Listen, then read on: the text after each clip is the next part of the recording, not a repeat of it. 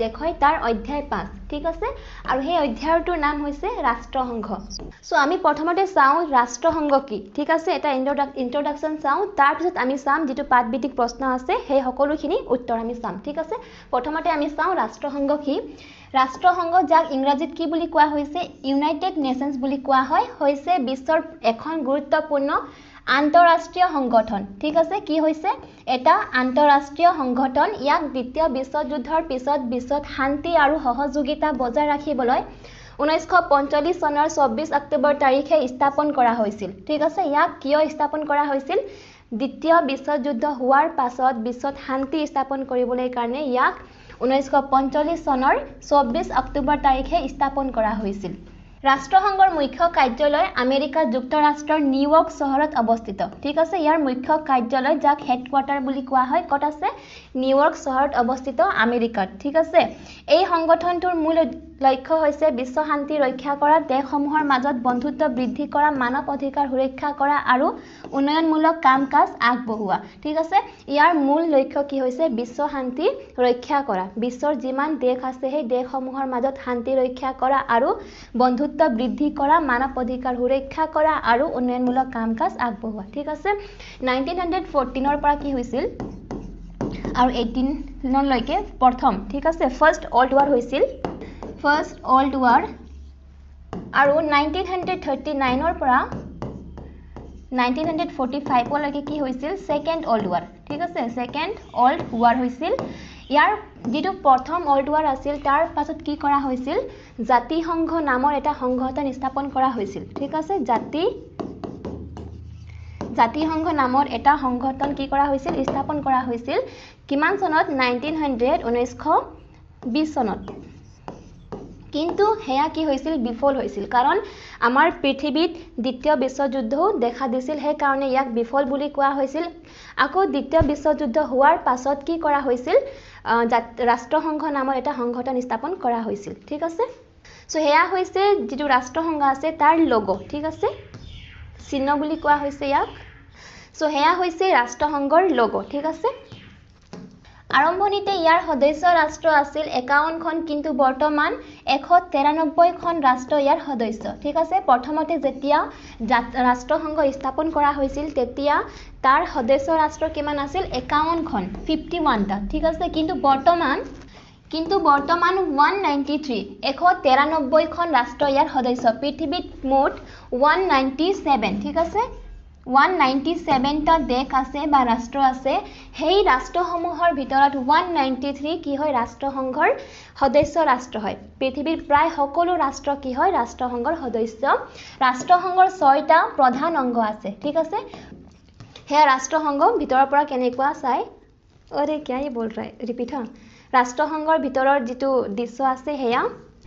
সাধাৰণ সভা নিৰাপত্তা পৰিষদ অৰ্থনৈতিক আৰু সামাজিক পৰিষদ ন্যায় পৰিষদ আন্তঃৰাষ্ট্ৰীয় আদালত সচিবালয় ঠিক আছে ৰাষ্ট্ৰসংঘৰ সেই 6টা কি হৈছে অংগ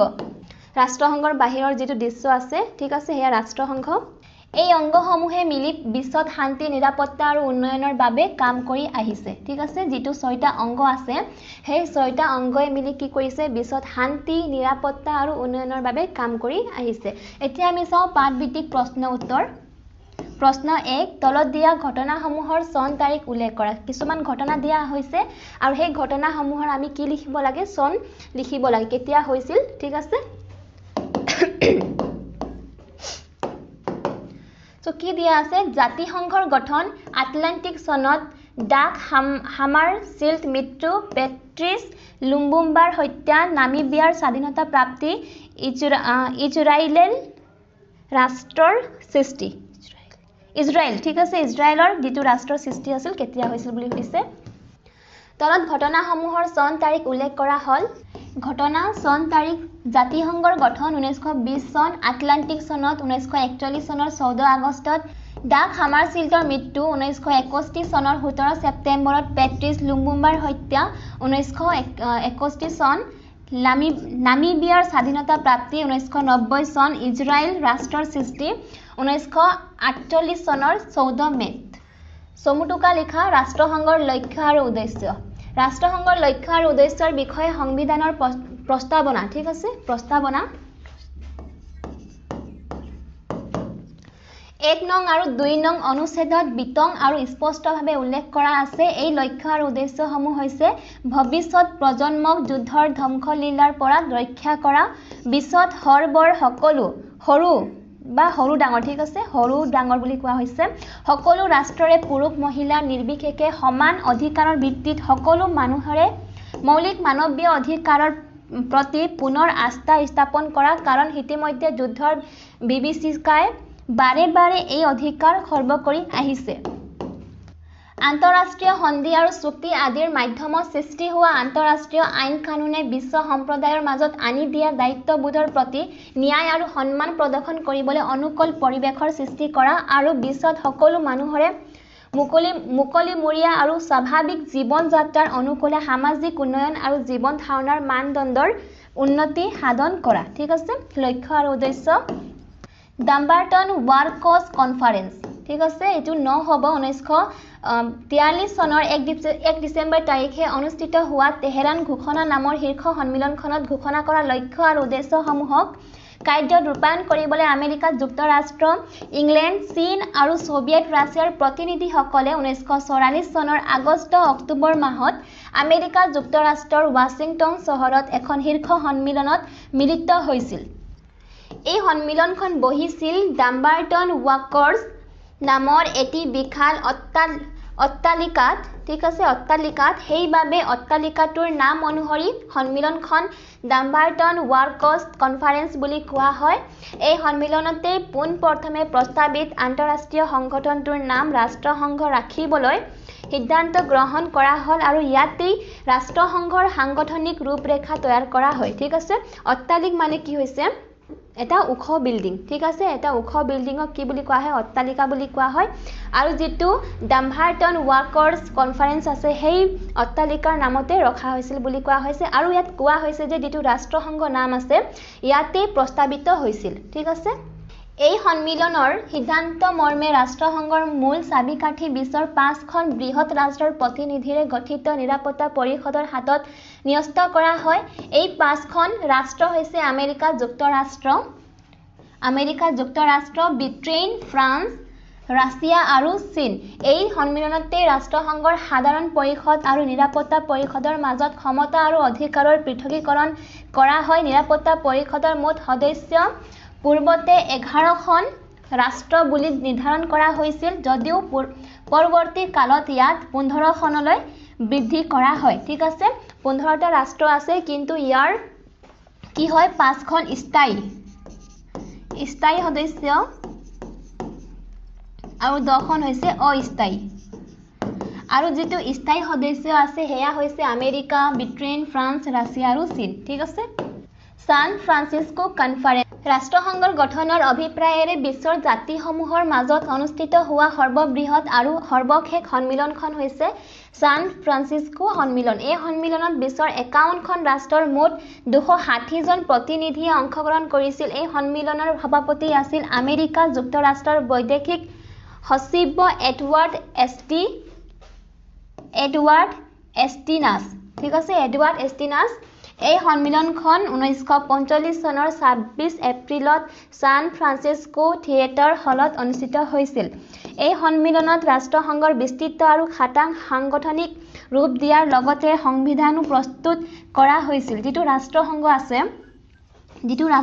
আছে তাৰ এটা নিজা কি আছে সংবিধান আছে যেনেকৈ আমাৰ ভাৰতবৰ্ষত আমাৰ এটা সংবিধান আছে তেনেকৈ ৰাষ্ট্ৰসংঘৰ এটা সংবিধান আছে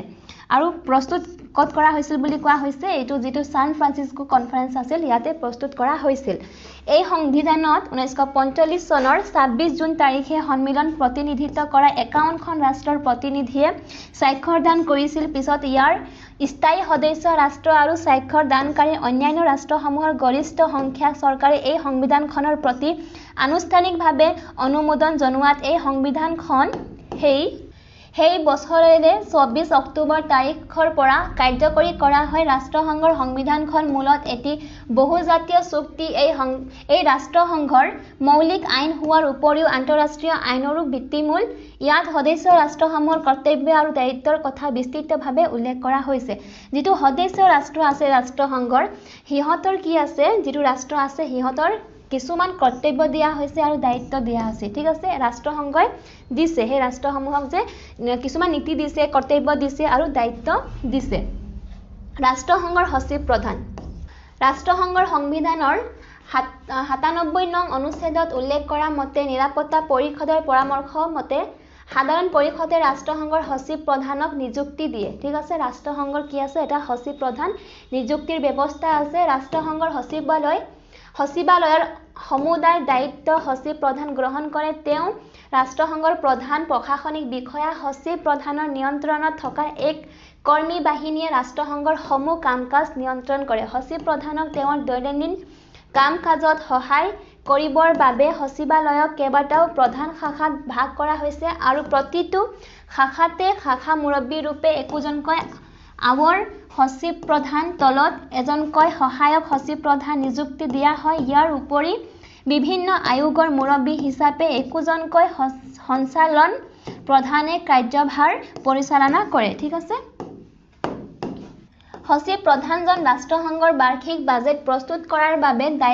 দায়বদ্ধ তেওঁ ৰাষ্ট্ৰসংঘৰ সকলো কামৰে অধিকাৰী বৰ্তমান ৰাষ্ট্ৰসংঘৰ সচিব প্ৰধান গৰাকীৰ নাম হৈছে সো ইয়াত দিয়া হৈছে ওয়ান কি মুন ঠিক আছে বৰ্তমান কিন্তু ওয়ান কি মুন নহয় এন্থনিও গুটেৰেছ ঠিক আছে এন্থনিও গুটেৰেছ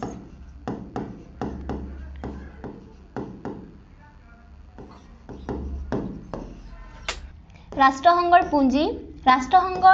ৰাষ্ট্ৰসংঘৰ আৰু ইয়াৰ বিভিন্ন সংগঠনৰ কাম-কাজ পৰিচালনা কৰাৰ বাবে এক বৃহৎ পৰিমাণৰ পুঁজিৰ প্ৰয়োজন হয় ঠিক আছে কোনো এটা সংগঠনক চলাবলৈ কাৰণে আমাক কি লাগে পুঁজি লাগে ঠিক আছে হেনেকৈ কি হৈছে ৰাষ্ট্ৰসংঘৰ কাৰণেও কি লাগে পুঁজি লাগে প্ৰয়োজন হয় এই পুঁজি ডলাৰৰ হিচাপত বছৰি প্ৰায় 6 বিলিয়ন মাৰ্কিন ডলাৰ ৰাষ্ট্ৰসংঘৰ পুঁজিৰ 1/3 সদস্য ৰাষ্ট্ৰসমূহৰ পৰা বাধ্যতামূলক বৰঙণি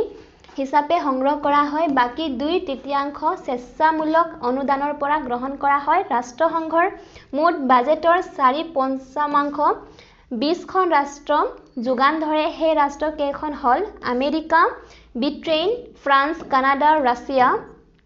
Italy Germany Japan Sweden Belgium Netherland Finland Libya Spain Austria আৰু অন্যান্য আমেৰিকা যুক্তৰাষ্ট্ৰই আটাইতকৈ বেছি অৰ্থৰ যোগান ধৰে ঠিক আছে বহুতো ৰাষ্ট্ৰই কি কৰে ৰাষ্ট্ৰসংঘৰ যেটো পুঁজি আছে তাত যোগান ধৰে কিন্তু আটাইতকৈ বেছি কোনে কৰে আমেৰিকাই ঠিক আছে এই পৰিমাণ মুঠ বাজেটৰ প্ৰায় 25% ঠিক আছে 25% কোনে দিয়ে আমেৰিকাই দিয়ে বুলি কোৱা হৈছে আনহাতে আমেৰিকা যুক্তৰাষ্ট্ৰ জাপান আৰু জাৰ্মানীয়ে একত্ৰে যোগান ধৰা পুঁজিৰ পৰিমাণ হল মুঠ বাজেটৰ 30% হিফালে উন্নয়নশীল ৰাষ্ট্ৰসমূহৰ 80খনতকৈ অধিক ৰাষ্ট্ৰই যোগান ধৰে মাত্ৰ 0.01% এইদৰে বিভিন্ন ৰাষ্ট্ৰৰ সহযোগত ৰাষ্ট্ৰসংঘৰ পুঁজি সংগ্ৰহ কৰা হয় ঠিক আছে কংগোৰ সদস্য কংগো বেলজিয়ামৰ উপনিবেশ আছিল 1960 চনৰ 30 জুন তাৰিখে এই বেলজিয়ামৰ পৰা স্বাধীনতা লাভ কৰে কিন্তু স্বাধীনতা লাভ কৰাৰ লগে লগে ইয়াত প্ৰায় গৃহযুদ্ধ সদৃশ পৰিস্থিতিয়ে দেখা দিয়ে স্বাধীনতাৰ আঁচনি মতে কাছাভাবুৱে কংগোৰ প্ৰেসিডেন্ট আৰু পেট্ৰিছ লুম্বুবাই প্ৰধানমন্ত্ৰী হিচাপে লিওপল্ড-ড-ভিলাত ৰাজধানী ৰূপে লৈ ইয়াৰ শাসনভাৰ চলোৱাৰ কথা আছিল এনেতে জুলাই মাহৰ আৰম্ভণিৰে পৰা দেশীয় সেনাবাহিনীয়ে বেলজিয়াম সামৰিক বিষয়াসকলৰ বিৰুদ্ধে এক সামৰিক বিদ্ৰোহ সংগঠিত কৰে আনহাতে বেলজিয়ামৰ সামৰিক সাহায্য লাভ কৰি টুছুম্বে নামে আন এক বেলজিয়াম ৰাজনৈতিক নেতাই খনিজ সম্পদেৰে পৰিপূৰ্ণ কংগোৰ পৰা উটাংগা নামে প্ৰদেশখন পৃথকীকৰণৰ বাবে এক আন্দোলনৰ সূচনা কৰি কংগোৰ ৰাজনৈতিক অচলাৱস্থাৰ সৃষ্টি কৰে ঠিক আছে 12 জুলাইত কংগোৰ নতুন চৰকাৰে ৰাষ্ট্ৰসংঘৰ ওচৰত কংগোত বৈদেশিক সামৰিক হস্তক্ষেপৰ বিৰুদ্ধে অভিযোগ দাখিল কৰি নিৰাপত্তা পৰিষদে অতি সোনকালে তাত সামৰিক হস্তক্ষেপ কৰে আৰু বৈদেশিক সামৰিক বাহিনীক তাৰ পৰা আঁতৰি যাবলৈ নিৰ্দেশ দিয়ে এনে অৱস্থাতে কংগোৰ প্ৰধানমন্ত্ৰী পেট্ৰিছ লুম্বুবাক আটাইয়ে হত্যা কৰে এই ঘটনাৰ ফলত কংগোত ৰাষ্ট্ৰসংঘৰ সৈন্যবল আৰু বৃদ্ধি পায় কংগোৰ সমস্যাৰ সমাধান সূত্ৰ উলিয়াবলৈ গৈ ৰাষ্ট্ৰসংঘৰ সেই সময়ৰ সচিব প্ৰধান ডাক হামাৰফিল্ড নাডালাত বিমান দুৰ্ঘটনাত পতিত হয় 61 ঠিক আছে 1961 চনৰ 17 ছেপ্টেম্বৰ তাৰিখে মৃত্যুমুখত পৰে অৱশেষত ৰাষ্ট্ৰসংঘৰ মধ্যস্থতা আৰু চেষ্টাত 1963 চনৰ ফেব্ৰুৱাৰী মাহত কাটাংগাক পুনৰ কংগোৰ অৱশিষ্ট অংশৰ সৈতে সংলগ্ন কৰি কংগোৰ সমস্যা সমাধান কৰা হয় নামিবিয়াৰ সমস্যা নামিবিয়া দক্ষিণ আফ্ৰিকাৰ প্ৰদানত হৈ থকা এখন দেশ আছিল হি প্ৰায় 70 বছৰ কাল দক্ষিণ আফ্ৰিকাৰ প্ৰদানত আছিল আৰু ইয়াৰ জনসাধাৰণে অতি দুখ কষ্টৰ মাজেৰে স্বাধীনতা নিৰাপত্তা শান্তি ঠিক আছে শান্তি স্বাধীনতা নিৰাপত্তা আৰু গণতন্ত্ৰৰ বাবে সংগ্ৰাম কৰি আহিছিল প্ৰথমে জাতিসংঘ আৰু পিছত ৰাষ্ট্ৰসংঘৰ উদ্যোগত আৰু মধ্যস্থতাত 1990 চনৰ 21 মাৰ্চত নামিবিয়াত দক্ষিণ আফ্ৰিকাৰ ৰাজনৈতিক আধিপত্যৰ অন্ত পৰে ঠিক আছে কি হয় যেটো নামিবিয়া আছে কাৰ আন্ডাৰত আছিল দক্ষিণ আফ্ৰিকা ঠিক আছে দক্ষিণ আফ্ৰিকাৰ আন্ডাৰত আছিল মানে তাত কোনে শাসন কৰিছিল দক্ষিণ আফ্ৰিকাই শাসন কৰিছিল আৰু যেটো নামিবিয়াৰ লোকসকল আছিল তেওঁলোকে কি কৰিছিল শান্তি স্বাধীনতা নিৰাপত্তা আৰু গণতন্ত্ৰৰ বাবে কি কৰিছিল সংগ্ৰাম কৰি আছিল প্ৰথমতে কি হৈছিল জাতিসংঘ আৰু পিছত ৰাষ্ট্ৰসংঘৰ উদ্যোগত আৰু মধ্যস্থতাত 1990 চনৰ 21 মাৰ্চত নামিবিয়াত দক্ষিণ আফ্ৰিকাৰ ৰাজনৈতিক আধিপত্যৰ অন্ত পৰে ঠিক আছে যেটো দক্ষিণ আফ্ৰিকাৰ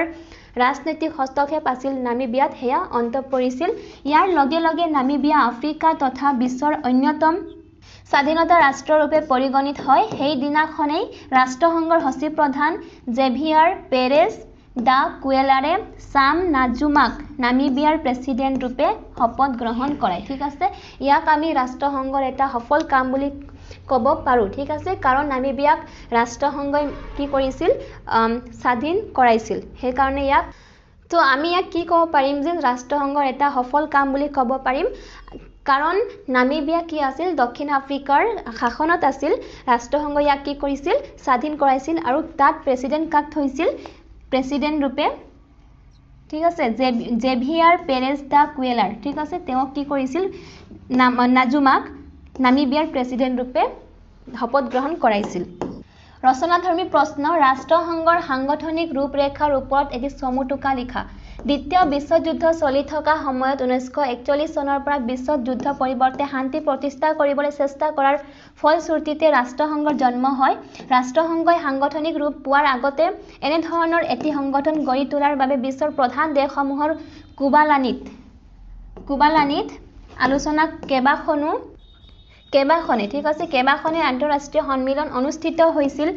এইবোৰৰ বিষয়ে তলত আলোচনা কৰা হ'ল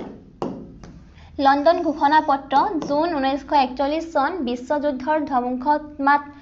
ধ্বংসাত্মক প্ৰৱণত আৰু সেই প্ৰৱণতাই সৃষ্টি কৰা ভয়াৱহ পৰিস্থিতিৰ পৰা পৰিত্ৰাণ পাবলৈ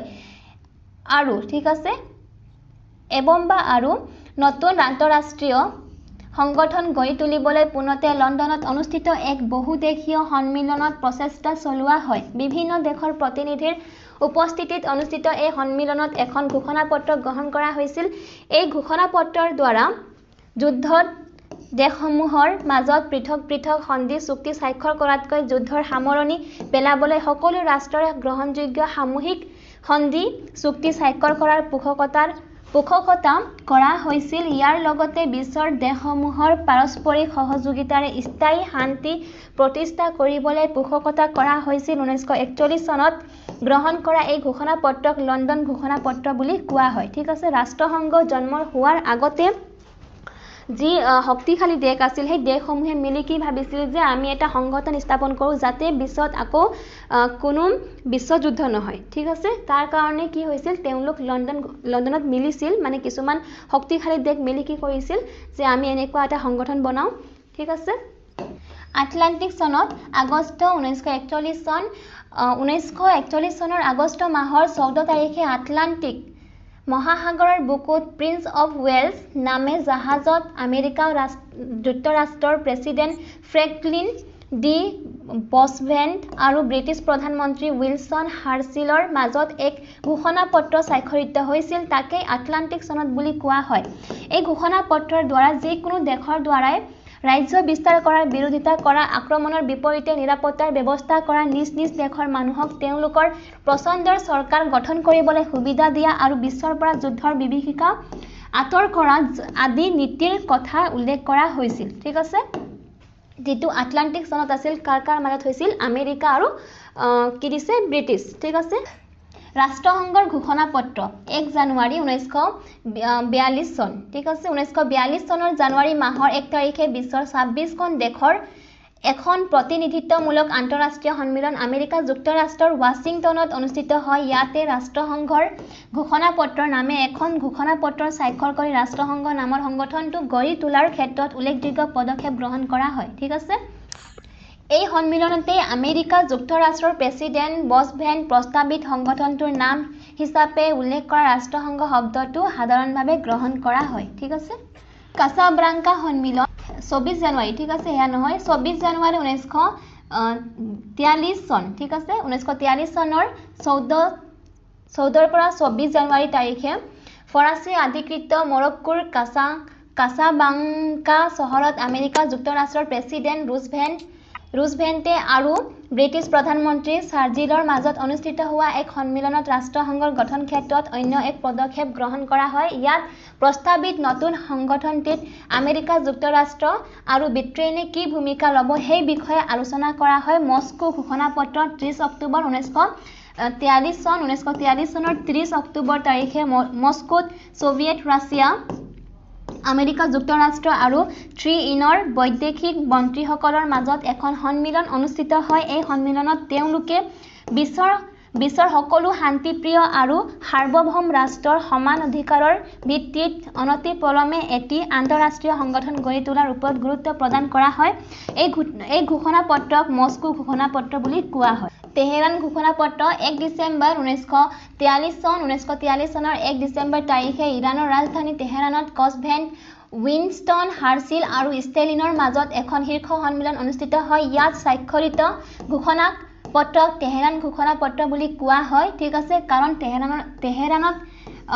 কি কৰা হৈছিল স্বাক্ষৰ কৰা হৈছিল সেই কাৰণে ইয়াক তেহৰান ঘোষণা পত্ৰ বুলি কোৱা হয় এই সন্মিলনত বিশ্বত স্থায়ী শান্তি ঠিক আছে শান্তি আৰু নিৰাপত্তা স্থাপনৰ বাবে ৰাষ্ট্ৰসংঘ গঠনৰ কথা পুনৰ দোহাৰা হয় আৰু যুদ্ধৰ বিভীষিকা আৰু ত্ৰাসৰ পৰা বিশ্ব জনতাক মুক্ত কৰাৰ সংকল্পৰ প্ৰতি দৃঢ় মত পোষণ কৰা হয় ডাম্বাৰটন ৱাকাৰ্ছ সন্মিলন আগষ্ট অক্টোবৰ 1944 চন বিভিন্ন সন্মিলনত ঘোষণা কৰা লক্ষ্য আৰু উদ্দেশ্যসমূহক কাৰ্যত ৰূপায়ণ কৰিবলৈ উক্ত ৰাষ্ট্ৰৰ প্ৰতিনিধিসকলে 1944 চনৰ আগষ্ট অক্টোবৰ মাহত আমেৰিকা যুক্তৰাষ্ট্ৰৰ ৱাশ্বিংটনত এখন শীৰ্ষ সন্মিলন মিলিত হয় ঠিক আছে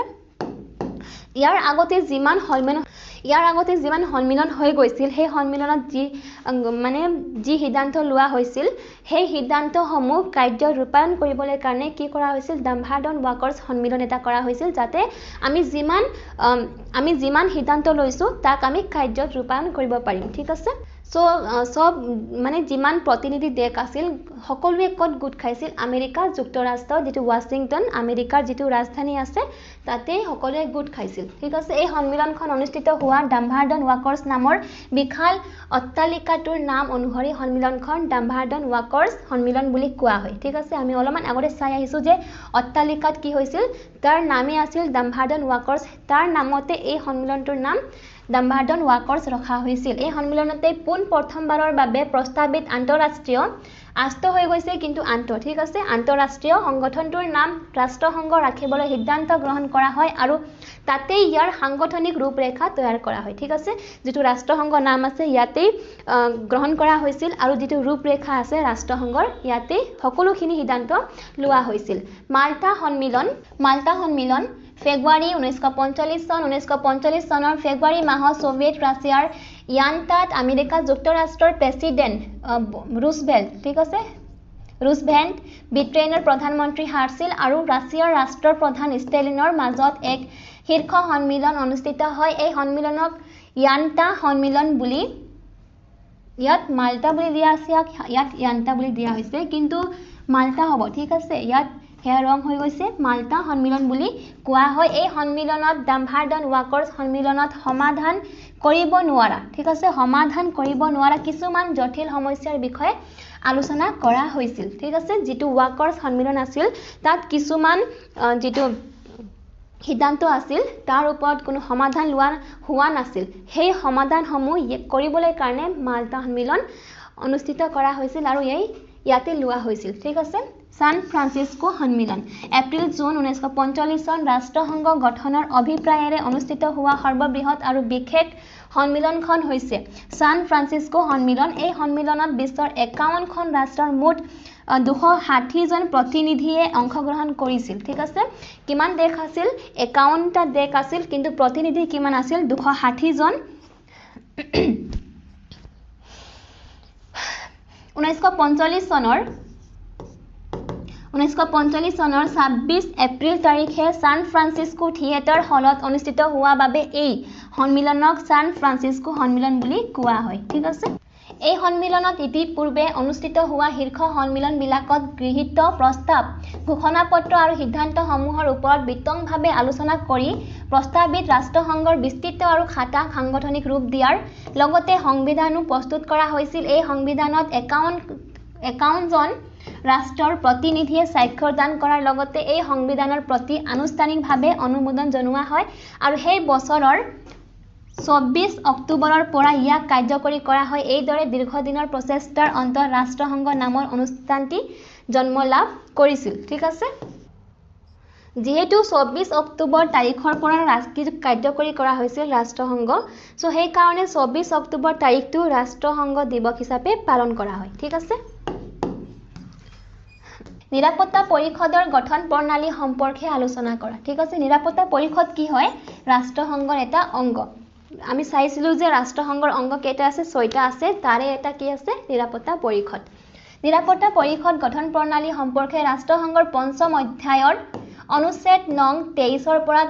32 ভিতৰত উল্লেখ আছে নিৰাপত্তা পৰিষদৰ স্থায়ী সদস্য ৰাষ্ট্ৰৰ সংখ্যা 5 খন ঠিক আছে ইয়াত স্থায়ী সদস্য কিমান আছে 5 খন আছে সেই কেইখন হল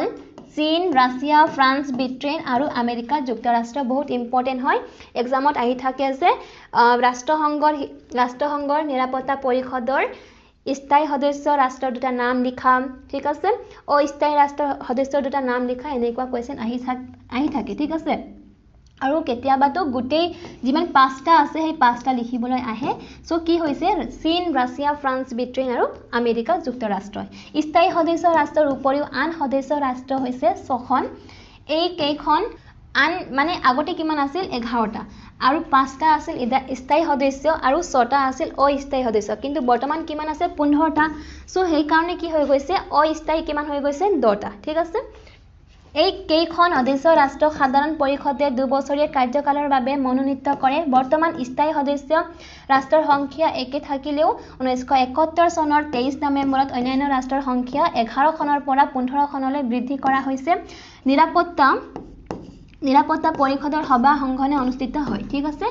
ইয়াক অস্থায়ী সদস্য বুলি কিয় কোৱা হয় কাৰণ 2 বছৰৰ কাৰণেহে মনোনীত কৰা হয় ঠিক আছে সেই কাৰণে অস্থায়ী সদস্য বুলি কোৱা হয় আৰু ইয়াৰ সংখ্যা কিমান আছে 10টা ৰাষ্ট্ৰসংঘৰ বিভিন্ন কাম-কাজ নিয়াৰিকৈ সম্পন্ন কৰিবৰ বাবে 6টা প্ৰধান অংগ আছে সেই অংগ কেইটা হৈছে নিৰাপত্তা পৰিষদ সাধাৰণ সভা অৰ্থনৈতিক আৰু সামাজিক পৰিষদ আন্তৰ্জাতিক ন্যায়ালয় ন্যায়ৰক্ষী পৰিষদ আৰু সচিবালয় তলত দিয়া নিৰাপত্তা পৰিষদ আৰু সাধাৰণ সভাৰ গঠন প্ৰণালী আৰু ক্ষমতাৰ বিষয়ে ব্যাখ্যা কৰা হ'ল নিৰাপত্তা পৰিষদ হৈছে ৰাষ্ট্ৰসংঘৰ এটা প্ৰধান অংগ নিৰাপত্তা পৰিষদে আন্তঃৰাষ্ট্ৰীয় শান্তি আৰু নিৰাপত্তা ৰক্ষা কৰাত মূল দায়বদ্ধতা বহন কৰে আৰম্ভণিতে নিৰাপত্তা পৰিষদৰ সদস্য সংখ্যা আছিল 11 জন ঠিক আছে কিমান আছিল 11 জন আছিল পিছলৈ 1965 চনৰ পৰা সদস্য সংখ্যা 15 জনলৈ বৃদ্ধি কৰা হয় নিৰাপত্তা পৰিষদত দুই ধৰণৰ সদস্য থাকে স্থায়ী সদস্য ৰাষ্ট্ৰ আৰু অস্থায়ী সদস্য ৰাষ্ট্ৰ স্থায়ী সদস্য ৰাষ্ট্ৰ কেইখন হৈছে আমেৰিকা যুক্তৰাষ্ট্ৰ ৰাছিয়া ফ্ৰান্স ইংলেণ্ড আৰু চীন দেশ নিৰাপত্তা পৰিষদৰ আন 10 গৰাকী সদস্য সাধাৰণ সভাই 2 বছৰৰ কাৰণে নিৰ্বাচিত কৰে ঠিক আছে একেখিনি কথাই লিখা আছে কোনো সদস্যই ভেটো প্ৰয়োগ কৰিলেও নাকচ নহয় তো নিৰাপত্তা পৰিষদৰ আন 10 গৰাকী সদস্য সাধাৰণ সভাই 2 বছৰৰ কাৰণে নিৰ্বাচিত কৰে প্ৰত্যেক সদস্য ৰাষ্ট্ৰৰ এটাকৈ ভেটো ভোট থাকে ঠিক আছে ভোট থাকে কিন্তু স্থায়ী সদস্য ৰাষ্ট্ৰৰ এক বিশেষ অধিকাৰ থাকে যাক ভেটো বুলি কোৱা হয় ঠিক আছে যিমান সদস্য ৰাষ্ট্ৰ আছে সেই সকলৰ কি থাকে ভোট থাকে এটাকৈ ভোট থাকে কিন্তু যেটো স্থায়ী সদস্য আছে 5 খন তাৰ এটা অধিকাৰ আছে বিশেষ অধিকাৰ আছে তাক কি বুলি কোৱা হয় ভেটো বুলি কোৱা হয় ভেটো প্ৰয়োগ কৰি কোনো স্থায়ী সদস্যই নিৰাপত্তা পৰিষদৰ যিকোনো সিদ্ধান্ত সলনি বা নাকচ কৰিব পাৰে ঠিক আছে কাৰণ কি হয় ৰাষ্ট্ৰসংঘই কিবা এটা সিদ্ধান্ত লৈছে তাত পাঁচটা যেটো স্থায়ী সদস্য আছে যদি কোনো এটা সদস্য ৰাষ্ট্ৰই কি কৰে তাত ভেটো দিয়ে যে এটো হ'ব নালাগে বুলি কয় তেন্তে সেই সিদ্ধান্ত গ্ৰহণ কৰা নহয় ঠিক আছে তাকে ভেটো বুলি কোৱা হয় সংঘনে ভেটোৰ প্ৰয়োগৰ ফলত জৰুৰীকালীন ব্যৱস্থা লোৱা বিষয়ত অসুবিধাৰ সৃষ্টি হোৱা তাৰ উপায় হিচাপে সাধাৰণ সভাই 1950 চনত এক প্ৰস্তাৱ গ্ৰহণ কৰে আৰু সেই প্ৰস্তাৱ মতে যদি সাধাৰণ সভাই 2/3 সংখ্যাগৰিষ্ঠতাৰে কোনো কাৰ্যপন্থা হাতত লয় সেই কাৰ্য ব্যৱস্থা নিৰাপত্তা পৰিষদৰ কোনো সদস্যই ভেটো প্ৰয়োগ কৰিলেও নাকচ নহয় ঠিক আছে নিৰাপত্তা পৰিষদৰ প্ৰধান দায়িত্ব হৈছে আন্তৰ্জাতিক শান্তি আৰু নিৰাপত্তা ৰক্ষা কৰা বিশ্ব শান্তি ভংগ হোৱাৰ উপক্ৰম হলে নিৰাপত্তা পৰিষদে বিবদীমান ৰাষ্ট্ৰবোৰক আলাপ আলোচনাৰ মাজেদি বা মধ্যস্থতাকাৰীৰ জৰিয়তে দেশবোৰক নিজ নিজ সমস্যাবোৰ সমাধান কৰিবলৈ পৰামৰ্শ দিয়ে সেই পৰামৰ্শ বাস্তৱ ক্ষেত্ৰত কাৰ্যকৰী নহলে নিৰাপত্তা পৰিষদে কাৰ্য ব্যৱস্থা গ্ৰহণ কৰিব পাৰে সাধাৰণ সভা ৰাষ্ট্ৰসংঘৰ এক গুৰুত্বপূৰ্ণ মুখ্য অংগ সো কি কৈছিল কোৱেশ্চনে আমাক কৈছিল নিৰাপত্তা পৰিষদৰ কাৰণে লিখা সো এইটা আমি নাচাও নেক্সট কোৱেশ্চন চাও এতিয়া ৰাষ্ট্ৰসংঘৰ প্ৰধান অংগসমূহ কি কি ঠিক আছে আমি চাই আহিছো সাধাৰণ পৰিষদ নিৰাপত্তা পৰিষদ অৰ্থনৈতিক আৰু সামাজিক পৰিষদ ন্যায় পৰিষদ আন্তঃৰাষ্ট্ৰীয় আদালত সচিবালয় এই অংগসমূহৰ বিষয়ে বহলাই আলোচনা কৰা হল সাধাৰণ পৰিষদ চাও এতিয়া আমি ৰাষ্ট্ৰসংঘৰ সংবিধানৰ ৪ৰ্থ অধ্যায়ত অনুচ্ছেদ নং ৯ পৰা ২২ লৈ সাধাৰণ পৰিষদৰ গঠন কাৰ্যপদ্ধতি আৰু ক্ষমতা সম্পৰ্কে উল্লেখ আছে ৰাষ্ট্ৰসংঘ গঠিত হোৱা বছৰটোত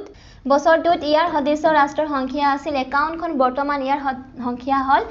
185 ঠিক আছে প্ৰতি বছৰৰ ছেপ্টেম্বৰ মাহৰ ৩য় মঙ্গলবাৰৰ পৰা এবাৰকৈ সাধাৰণ পৰিষদৰ বাৰ্ষিক অধিৱেশন বহিব লাগে সাধাৰণ পৰিষদে ৰাষ্ট্ৰসংঘৰ অন্যান্য সংস্থা বা অংগই দাখিল কৰা প্ৰতিবেদনৰ ওপৰত আলোচনা আৰু সিদ্ধান্ত ল'ব পাৰে নতুন সদস্য অন্তৰ্ভুক্ত কৰিব পাৰে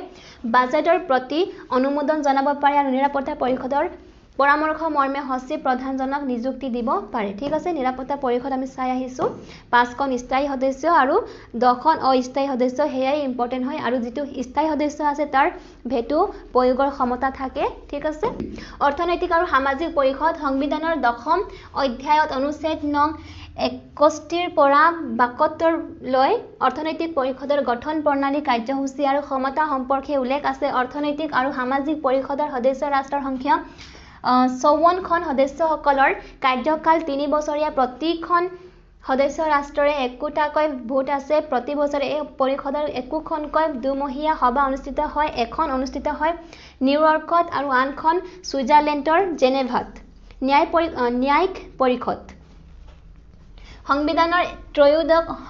অধ্যায়ত অনুচ্ছেদ নং 86 পৰা 91 লৈকে ন্যায় পৰিষদৰ গঠন কাৰ্যসূচী আৰু ক্ষমতা সম্পৰ্কে উল্লেখ কৰা আছে দ্বিতীয় বিশ্বযুদ্ধৰ পিছত ভালেমান অউন্নত উপনিবেশ বৃহৎ শক্তিসমূহৰ তত্ত্বাৱধানত ৰখাৰ ব্যৱস্থা কৰা হৈছিল যাতে সেইবিলাক উপনিবেশে প্ৰগতিৰ পদত দ্ৰুতভাৱে অগ্ৰসৰ হয় স্বাধীনতাৰ বাবে প্ৰস্তুত হ'ব পাৰে ন্যায় পৰিষদৰ প্ৰধান কাম হৈছে এনে ধৰণৰ উন্নয়নৰ দিশটোৰ প্ৰতি লক্ষ্য ৰাখা আন্তঃৰাষ্ট্ৰীয় আদালত ৰাষ্ট্ৰসংঘৰ সংবিধানৰ অনুচ্ছেদ নং 12 93 14 95 আৰু 96ত আন্তঃৰাষ্ট্ৰীয় আদালতৰ গঠন কাৰ্যপদ্ধতি আৰু ক্ষমতাৰ পৰিমণ্ডল তথা এখতিয়াৰ সম্পৰ্কে বিস্তৃতভাৱে উল্লেখ কৰা আছে সাধাৰণ পৰিষদ আৰু নিৰাপত্তা পৰিষদে নিযুক্তি দিয়া 15 জন বিচাৰকৰ দ্বাৰা আন্তঃৰাষ্ট্ৰীয় আদালত গঠিত হয় বিচাৰকসকলৰ কাৰ্যকাল 9 বছৰীয়া এওঁলোক পুনৰ নিৰ্বাচিত হোৱাত সাংবিধানিক কোনো বাধা নিষেধ নাই সচিবালয় 1946 চনৰ 1 ফেব্ৰুৱাৰীৰ পৰা ৰাষ্ট্ৰসংঘৰ সচিবালয়ৰ কাম-কাজ আৰম্ভ হয় আৰু সেই দিনাই আনুষ্ঠানিকভাৱে সচিবালয় স্থাপন কৰা হয় সচিবালয় গঠন কাৰ্যসূচী আৰু ক্ষমতা সম্পৰ্কে সংবিধানৰ 75 অধ্যায়ৰ অনুচ্ছেদ নং 97 পৰা 101 লৈ বিতংভাৱে উল্লেখ কৰা আছে 97 নং অনুচ্ছেদত উল্লেখ আছে যে নিৰাপত্তা পৰিষদৰ পৰামৰ্শ মৰ্মে সাধাৰণ পৰিষদে ৰাষ্ট্ৰসংঘৰ সচিব প্ৰধানক নিযুক্তি দিয়ে সচিব প্ৰধানে ৰাষ্ট্ৰসংঘৰ সচিবালয়ৰ সমুদায় দায়িত্ব পৰিচালনা কৰে এই ৰাষ্ট্ৰসংঘৰ প্ৰধান প্ৰশাসনিক বিষয়া সচিবালয়ে ৰাষ্ট্ৰসংঘৰ বিধান পৰিষদ তথা সাধাৰণ পৰিষদ নিৰাপত্তা পৰিষদ অৰ্থনৈতিক আৰু সামাজিক পৰিষদ ন্যায় পৰিষদ আৰু ৰাষ্ট্ৰসংঘৰ সংবিধান নিহিত আনুষংগিক সমূহ সংগঠন আৰু প্ৰতিষ্ঠানৰ প্ৰতি সতেতে সেৱা আগবঢ়াব লাগে ঠিক আছে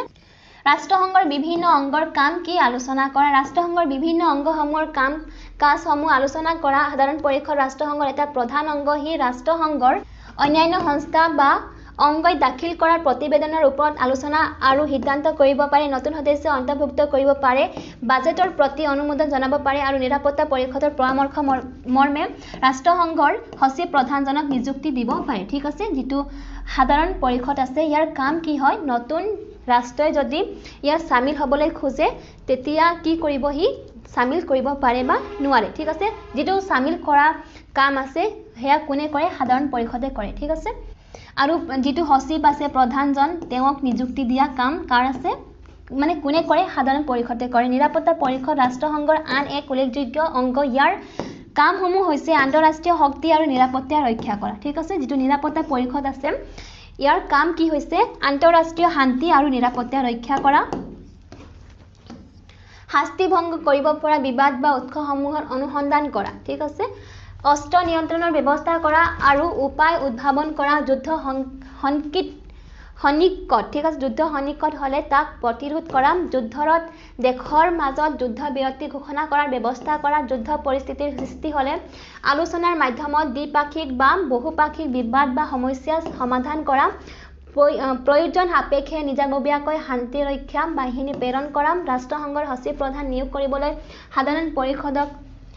পৰামৰ্শ দিয়া নিৰাপত্তা পৰিষদৰ 5খন স্থায়ী সদস্য ৰাষ্ট্ৰৰ প্ৰত্যেককে হুকিয়াকৈ ভেটো প্ৰদান কৰিব পাৰে নিৰাপত্তা পৰিষদে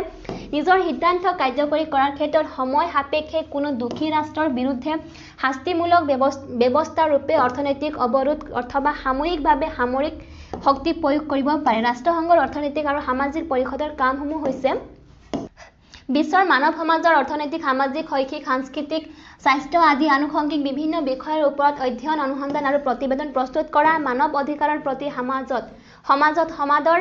বৃদ্ধি কৰা তাক ৰক্ষা কৰাৰ ব্যৱস্থা কৰা আৰু সকলো মানুহৰ বাবে স্বাধীনতাৰ মৌলিক চৰ্তসমূহ পৰিপূৰ্ণৰ চেষ্টা কৰা নিৰ্দিষ্ট বিষয়ৰ ওপৰত আন্তঃৰাষ্ট্ৰীয় সন্মিলন অনুষ্ঠিত কৰি সেই সন্মিলনৰ আলোচনাৰ ভিত্তিত সাধাৰণ পৰিষদৰ দাখিল কৰিবলৈ প্ৰতিবেদন প্ৰস্তুত কৰা আৰু সাধাৰণ পৰিষদৰ অনুমোদন সাপেক্ষে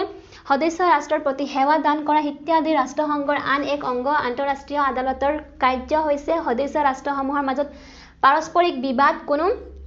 সদস্য ৰাষ্ট্ৰই উত্থাপন কৰা বিবাদ বা সমস্যা সম্পৰ্কে আৰু ৰাষ্ট্ৰসংঘৰ সংবিধানে সামৰি লোৱা বিষয়ৰ ওপৰত আন্তঃৰাষ্ট্ৰীয় আদালতে ৰায় বা সিদ্ধান্ত দিব পাৰে আৰু তেনে ৰায় বা সিদ্ধান্ত বিবাদমান পক্ষৰ বাবে বাধ্যতামূলক তথা অৱশ্য পালনীয় বুলি পৰিগণিত হয় ৰাষ্ট্ৰসংঘৰ আন এক উল্লেখযোগ্য অংগ হৈছে সচিবালয় এই সচিবালয়ৰ কাম-কাজ সচিব প্ৰধানে পৰিচালনা কৰে সচিবালয়ে ৰাষ্ট্ৰসংঘৰ বিধান পৰিষদ তথা সাধাৰণ পৰিষদ নিৰাপত্তা পৰিষদ অৰ্থনৈতিক আৰু সামাজিক পৰিষদ ন্যায় পৰিষদ আৰু ৰাষ্ট্ৰসংঘৰ সংবিধান নিহিত আনুষংগিক সমূহ সংগঠন আৰু প্ৰতিষ্ঠানৰ প্ৰতি সত্যতে সেৱা দান কৰিব লাগে সচিব প্ৰধানজন ৰাষ্ট্ৰসংঘৰ বাৰ্ষিক বাজেট প্ৰস্তুত কৰাৰ বাবে দায়বদ্ধ তেওঁ ৰাষ্ট্ৰসংঘৰ সকলো কাম-কাজৰ অধিকাৰী এইদৰে ৰাষ্ট্ৰসংঘৰ বিভিন্ন অংগসমূহে নিজ নিজ কাম-কাজসমূহ পৰিচালনা কৰিব লাগে কোৰিয়াৰ যুদ্ধৰ কাৰণ সম্পৰ্কে আলোচনা কৰা ঠিক আছে যেটো কোৰিয়াৰ যুদ্ধ আছিল তাৰ কাৰণসমূহ কি আছিল হেয়া আলোচনা কৰিবলৈ কৈছে কোৰিয়াৰ সমস্যাটো ৰাষ্ট্ৰসংঘৰ বাবে এক প্ৰধান ৰাজনৈতিক সমস্যা আছিল আনহাতে ই ৰাষ্ট্ৰসংঘৰ বাবে এক সামৰিক প্ৰত্যাহ্বানো আছিল ঠিক আছে যেটো কোৰিয়াৰ সমস্যা আছিল হেয়া কি আছিল ৰাষ্ট্ৰসংঘৰ বাবে এটা প্ৰধান ৰাজনৈতিক সমস্যা আছিল আৰু ৰাষ্ট্ৰসংঘৰ বাবে এক সামৰিক প্ৰত্যাহ্বানো আছিল কিয়নো সেই সময়ত পৰস্পৰ বিৰোধী সোভিয়েট শিবিৰ আৰু মাৰ্কিন শিবিৰৰ মাজত প্ৰচলিত শীতল যুদ্ধই সেই সমস্যাক বিশেষভাৱে জটিল কৰি তুলিছিল তেতিয়া কি হৈছিল 1945 চনৰ পৰা কি হৈছিল বিশ্বত শীতল যুদ্ধ আৰম্ভ হৈছিল ৰাছিয়া আৰু আমেৰিকাৰ মাজত ঠিক আছে সমগ্ৰ পৃথিৱী কি হৈছিল দুটা ভাগত ভাগ হৈ গৈছিল এটা পুঁজিবাদ এটা সমাজবাদ ঠিক আছে পুঁজিবাদ আছিল আমেৰিকা আৰু সমাজবাদ আছিল ৰাছিয়া আৰু হিয়তে কি কৰিছিল কোৰিয়া তেতিয়া সমস্যাত আছিল দুইটাৰ মাজত কোৰিয়া সমস্যাত আছিল দ্বিতীয় বিশ্বযুদ্ধত পৰাজিত হৈ জাপানে কোৰিয়াৰ পৰা আঁতৰি যোৱা উত্তৰ কোৰিয়া সোভিয়েট প্ৰভাৱধীন উত্তৰ কোৰিয়া যেটো আছিল সোভিয়েট প্ৰভাৱধীন আছিল আৰু দক্ষিণ কোৰিয়া যেটো আছিল আমেৰিকা যুক্তৰাষ্ট্ৰৰ প্ৰভাৱধীন এলেকাত পৰিণত হয় হেইহে দক্ষিণ কোৰিয়াৰ পৰা মাৰ্কিন আধিপত্য আঁতৰ কৰিবলৈ 1950 চনৰ জুন মাহত উত্তৰ কোৰিয়াই দক্ষিণ কোৰিয়াৰ ওপৰত সামৰিক হস্তক্ষেপ আৰম্ভ কৰে ঠিক আছে উত্তৰ কোৰিয়াই কি কৰিছিল যেটো ৰাছিয়াৰ অধীনত আছিল সেয়াই কি কৰিছিল দক্ষিণ কোৰিয়াৰ পৰা আমেৰিকাৰ যিটো আধিপত্য আছিল তাক শেষ কৰিবলৈ কাৰণে কি কৰিছিল সামৰিক হস্তক্ষেপ কৰিছিল উত্তৰ কোৰিয়াক সমৰ্থন কৰি চীনেও সেই সামৰিক অভিযানত জড়িত হৈ পৰে ঠিক আছে উত্তৰ কোৰিয়াক সমৰ্থন কৰিবলৈ যিটো ৰাছিয়া আছিল তাক চীনে সমৰ্থন কৰিছিল আৰু কি কৰিছিল জড়িত হৈ পৰিছিল মাৰ্কিনপন্থী দক্ষিণ কোৰিয়াই উত্তৰ কোৰিয়াৰ বিৰুদ্ধে ৰাষ্ট্ৰসংঘত অভিযোগনামা দাখিল কৰে এই অভিযোগৰ ভিত্তিত নিৰাপত্তা পৰিষদে উত্তৰ কোৰিয়াক দক্ষিণ কোৰিয়াৰ পৰা আঁতৰি যাবলৈ নিৰ্দেশ দিয়ে কিন্তু উত্তৰ কোৰিয়াই এই নিৰ্দেশ অৱমাননা কৰাত আমেৰিকা যুক্তৰাষ্ট্ৰৰ হেঁচাত নিৰাপত্তা পৰিষদে কোৰিয়াক সামৰিক হস্তক্ষেপ কৰাৰ সিদ্ধান্ত লৈ তাক কাৰ্যকৰী কৰে এই সামৰিক অভিযানত আমেৰিকা যুক্তৰাষ্ট্ৰই 50%ৰ অধিক সৈনিক 85% নৌবাহিনীৰ সৈনিক আৰু 95% বিমান বাহিনীৰ যোগান ধৰিছিল অৰ্থাৎ ৰাষ্ট্ৰসংঘই সামৰিক অভিযান চলোৱাৰ নাম লৈ প্ৰকৃততে আমেৰিকা যুক্তৰাষ্ট্ৰহে উত্তৰ কোৰিয়াৰ বিৰুদ্ধে যুদ্ধৰ ঘোষণা কৰিছিল ঠিক আছে উত্তৰ কোৰিয়াই যেতিয়া দক্ষিণ কোৰিয়াত সামৰিক বাহিনী শেষ নকৰিলে ঠিক আছে তাৰ পৰা আঁতৰাই নানিলে তেতিয়া যিটো আমেৰিকা আছিল আমেৰিকাই কি কৰে যে ৰাষ্ট্ৰসংঘক যে ৰাছিয়াক তাৰ পৰা গুচি যাবলৈ কাৰণে এটা ৰাষ্ট্ৰসংঘই কৈছিল কিন্তু ৰাছিয়া তাৰ পৰা গুচি নগল ঠিক আছে তাৰপিছত আমেৰিকাই কি কৰিলে উত্তৰ কোৰিয়াত কি কৰিলে যুদ্ধ আৰম্ভ কৰিছিল কিন্তু দিন অতিবাহিত হোৱাৰ লগে লগে কোৰিয়াৰ সমস্যা অধিক জটিল হৈ পৰে এটা সময়ত তাৰ সামৰিক সমাধান হোৱাৰ কোনো আশা নোহোৱা হৈ পৰে আনহাতে এই সমস্যা কেন্দ্ৰ কৰি আন এক তৃতীয় বিশ্বযুদ্ধ সৃষ্টি হোৱাৰ আকাংক্ষাই দেখা দিয়ে অৱশেষত ৰাষ্ট্ৰসংঘৰ নেৰানেপেৰা চেষ্টাৰ ফলত দুয়োপক্ষৰ মাজত যুদ্ধবিৰতি ঘোষণা কৰাৰ অন্তত সাময়িকভাৱে হ'লেও কোৰিয়াৰ সমস্যাৰ সমাধান কৰা হয় ঠিক আছে মধ্যপ্ৰাচ্যৰ সমস্যা সমাধানত ৰাষ্ট্ৰসংঘই কিদৰে সফল হৈছিল মধ্যপ্ৰাচ্যৰ সমস্যাৰ দীৰ্ঘদিন ধৰি বিশ্ব ৰাজনীতিত বিপদ বিন্দুৰূপে চিহ্নিত হৈ আছে এই সমস্যা দুটাই হৈছে দ্বিতীয় বিশ্বযুদ্ধৰ পৰৱৰ্তী কালছোৱাত গঢ়ি উঠা আৰৱ জাতীয়তাবাদ আৰু মধ্যপ্ৰাচ্যত ইহুদীসকলৰ বাবে ইজৰাইল নামে এখন নতুন ৰাষ্ট্ৰ তৈয়াৰ কৰাটো দ্বিতীয় বিশ্বযুদ্ধৰ সময়ত ব্ৰিটেইন আৰু আমেৰিকা যুক্তৰাষ্ট্ৰৰ পৃষ্ঠপোষকতাৰ পেলেষ্টাইনলৈ প্ৰথমে ব্যাপক হাৰত ইহুদী লোকৰ প্ৰব্ৰজন ঘটোৱা হৈছিল 1947 চনৰ নৱেম্বৰ মাহত ৰাষ্ট্ৰসংঘই পেলেষ্টাইনক বিভাজিত কৰি দুখন দেশ আৰৱ আৰু ইজৰাইল সৃষ্টি কৰাব পোষকতা কৰি সিদ্ধান্ত গ্ৰহণ কৰে আৰু 1948 চনৰ 14 মেত পেলেষ্টাইনক বিভাজিত কৰি ইজৰাইল সৃষ্টি কৰি আৰৱ জাতীয়তাবাদক শূন্য কৰা হয় ইয়াৰ লগে লগে সংগঠিত হোৱা আৰৱ ইজৰাইলৰ যুদ্ধত আৰৱ দেশসমূহ পৰাভূত হয় 1950 চন আৰু 1960 দশকত ইজিপ্তৰ প্ৰেছিডেণ্ট গামাল আব্দেল নাছেৰে আমেৰিকা যুক্তৰাষ্ট্ৰৰ অৰ্থ সাহায্যত নীল নদীত আসৱান বান্ধ তৈয়াৰ কৰাৰ কাম আৰম্ভ কৰিছিল কিন্তু তাৰ কিছুদিন পিছত নাছেৰে সোভিয়েট দেশৰ পৰা অস্ত্ৰ-শস্ত্ৰ ক্ৰয় কৰাত যুক্তৰাষ্ট্ৰই বান্ধ নিৰ্মাণ কৰিবলৈ অৰ্থ সাহায্য দিয়াটো বন্ধ কৰি দিয়ে প্ৰেছিডেণ্ট নাছেৰেও পশ্চিমীয়া দেশ বিশেষকৈ ফ্ৰান্স আৰু ব্ৰিটেইনক এলেকা ঠিক আছে এলেকা দিবলৈ মনস্থ কৰি 1956 ঠিক আছে 1956 চনৰ 26 জুলাই তাৰিখে সুৱেজ খালক জাতীয়কৰণ কৰে লগে লগে ফ্ৰান্স ব্ৰিটেইন আৰু ইজৰাইলে ইজিপ্তৰ ওপৰত আক্ৰমণ আৰম্ভ কৰে এই ইংগো-ফৰাচী আক্ৰমণক সোভিয়েট দেশে 5 নৱেম্বৰ তাৰিখে ক্ষেপণাস্ত্ৰ প্ৰয়োগ কৰি ইজিপ্তৰ পক্ষত যুদ্ধত অংশগ্ৰহণ কৰিবলৈ ফ্ৰান্স আৰু ব্ৰিটেইনৰ প্ৰতি চৰম পত্ৰ দিয়াত 7 নৱেম্বৰত ফ্ৰান্স আৰু ব্ৰিটেইনে ইজিপ্তৰ পৰা পশ্চাতাপ হৰণ কৰে পিছত আমেৰিকা যুক্তৰাষ্ট্ৰৰ মধ্যস্থতাত ৰাষ্ট্ৰসংঘৰ জৰিয়তে শান্তিপূৰ্ণভাৱে এই সমস্যাৰ সমাধান কৰা হয় আৰৱ দেশসমূহে আকুৱা উপসাগৰটো ইজৰাইলৰ জাহাজ চলাচলৰ বাবে বন্ধ কৰি দিয়াত 1967 চনত পুনৰ এফালে ইজৰাইল আৰু আনফালে ইজিপ্ত জৰ্ডান আৰু চিৰিয়ান আদিত আৰৱ দেশসমূহৰ মাজত যুদ্ধ সংঘটিত হয় যুদ্ধত আৰৱ দেশসমূহ পৰাভূত হয় এই যুদ্ধত আমেৰিকা যুক্তৰাষ্ট্ৰই ইজৰাইলক সামৰিক সাহায্য দি আৰৱ ৰাষ্ট্ৰসমূহৰ বিপক্ষে জয়লাভ কৰাত সহায় কৰিছিল 1973 চনত ইজিপ্ত অতৰ্কিতে ইজৰাইল আক্ৰমণ কৰে এই যুদ্ধৰ সময়তে খনিজ তেল উৎপাদন কৰা আৰৱ দেশসমূহে ইজৰাইলৰ প্ৰতি সমৰ্থন দিয়া দেশ বিশেষকৈ আমেৰিকা যুক্তৰাষ্ট্ৰকে আদি কৰি নাটোৰ অন্তৰ্ভুক্ত পশ্চিমীয়া দেশবোৰক তেলৰ যোগান নধৰিবলৈ সিদ্ধান্ত গ্ৰহণ কৰে ঠিক আছে যিমান ঘটনা ঘটিছিল এই সকলোখিনি কেতিয়া ঘটিছিল যেতিয়া শীতল যুদ্ধ চলি আছিল ঠিক আছে আৰব ঠিক আছে আৰু নহয় আৰব হয় আৰব দেশসমূহৰ এই সিদ্ধান্তৰ ফলত নাটোৰ অন্তৰ্ভুক্ত ইউৰোপীয় ৰাষ্ট্ৰসমূহে আমেৰিকা যুক্তৰাষ্ট্ৰৰ সংগ ত্যাগ কৰিবলৈ সিদ্ধান্ত লয় এনে অৱস্থাত আমেৰিকা যুক্তৰাষ্ট্ৰৰ গোপন সমৰ্থন পাই ইছৰাইলে আৰব দেশসমূহৰ বিৰুদ্ধে যুদ্ধৰ ঘোষণা কৰে উক্ত যুদ্ধ কেইখনৰ ফলস্বৰূপে ইছৰাইলে আৰব দেশসমূহৰ পৰা কাঢ়ি লোৱা ৰাজ্য আৰু অঞ্চলসমূহ নিজৰ অধিকাৰত ৰখাৰ সিদ্ধান্ত গ্ৰহণ কৰে আৰু তাক কাৰ্যকৰী কৰে মধ্যপ্ৰাচ্যৰ এই সমস্যা বৰ্তমানো সমাধান হোৱা নাই ঠিক আছে